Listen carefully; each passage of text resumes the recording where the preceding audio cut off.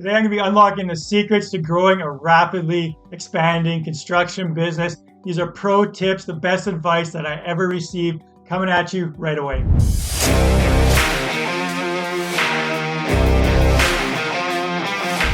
All right, so I'm going to be sharing with you today the best advice that I ever received from some of the most influential people in my life and how they made a big impact and, a new level of success for me in my business, saved me lots of money, and probably avoided me from quite a few mistakes, although I have made a lot of them in the past. So before I get started, give this video a big thumbs up. Super appreciate you for doing that. And we will get started. Number one. So the first thing is figure out your overhead. So, as maybe myself included, back in the day when I started out, I didn't really know financial statements. I understood overhead. I charged a percentage for it, but I didn't really know what was my overhead and what I should be charging for it as far as covering my overhead and tracking it. So this was a huge kind of eye-opener for me and advice that I got from a mentor at the time who said, he's looking through my financial statements and he asked me, what's your cost of goods sold? And I was like, I don't know. This stuff here? And he's like, no, you don't have it broken out. Everything is just lumped together. I can't really tell, how much overhead you have and what's your cost of goods and, all these other numbers in your business. So this is a really big, important differentiator for you on a financial level. Figure out what incorporates your overhead and how much you should be charging on each job, or a percentage, or either just an amount per job to make sure you're recouping the cost of your overhead, and you're also watching your overhead so that am I paying too much for this or that? You're keeping things lean in a way that makes sense. So that's the first one. Number two, second big one is always be networking. So you hear people, always be selling. I'm not into all that, but always be networking, always be connecting with new people, and you never know where, a connection can lead.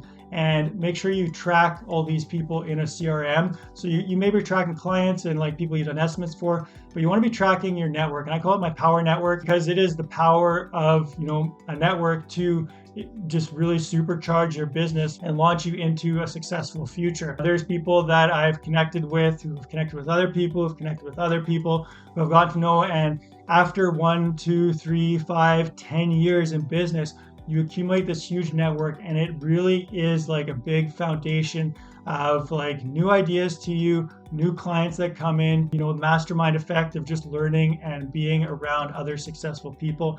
It doesn't always have to be business owners. I connected with even just other, construction workers on sites that I've been working at the time. They referred me to some other really successful individuals who I ended up doing work for. We got hundreds of thousands of dollars of work through, one connection with, an older gentleman who was just working on site, doing the concrete work, and, got to be friends with him. We had a good, personal relationship. And when it came time that he was kind of, on the getting to retirement, he had all these clients who he'd worked for so many years, and he was such an amazing person that when he referred me, it was foot in the door, 10 feet in the door.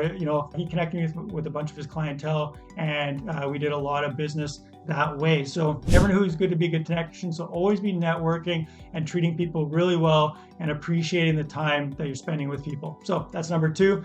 The third one that I'm going to be sharing with you here, no punitive agreements. So if you've ever been asked to, sign on the dotted line that you're going to be done by a specific date, be really careful with those kind of things. Or if there's any kind of punitive agreements, if generally they're tied around time, but it could be other things as well. But you want to make sure that you aren't, pigeonholing yourself and getting into a lot of hot water because you're signing an agreement that's really benefiting the other person, and just because they're putting the pressure on. And that leads me into my fourth note here is learn to walk away. So if something's not working out, if you got bad vibes about someone, if you are thinking this could be about a job, this could be about an employee, but be willing to walk away.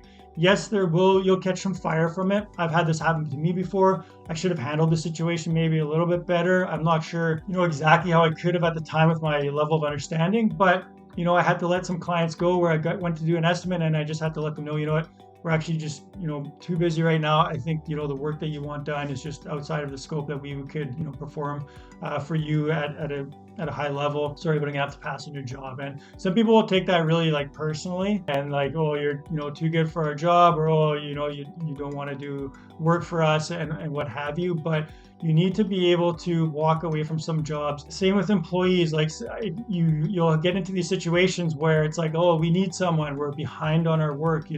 I really need some warm blood, some warm bodies to be able to nail some walls together, get this finishing done, or what have you. Don't put on the pressure that way, because generally it's gonna come back to bite you in the ass, and you're gonna regret it later, because you're gonna be paying money because you went overtime, or because you hired someone bad or just good enough that they stick around and they ruin your morale, and you kind of like keep them because they're okay, but even though they don't show up, or Mondays are always rough for them, or whatever, be willing to walk away, be willing to cut the cord, whatever you need to do to make sure that your business is really operating at the level that you want it to be. And yes, like I said, it's going to be a little hard up front, but you're going to have a much better business, and you're going to feel a lot better, and your employees are going to recognize that hey, he doesn't put up with a bunch of BS.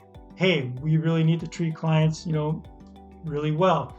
Hey, like if we say we're going to do something, we need to do it. So just really be able to set that mark, set like quality expectation. I hope that makes sense for you. So those are the big ones, the best advice that I ever got. Last one, I'll give you one more because I'm feeling generous today. So the fifth one that I'm going to be sharing with you is expectations are critical, and expectations across the board. The reason that you may have got a bad review or things didn't work out great with a client, one of the top reasons why there's negative feedback 98% of the time is because expectations weren't set.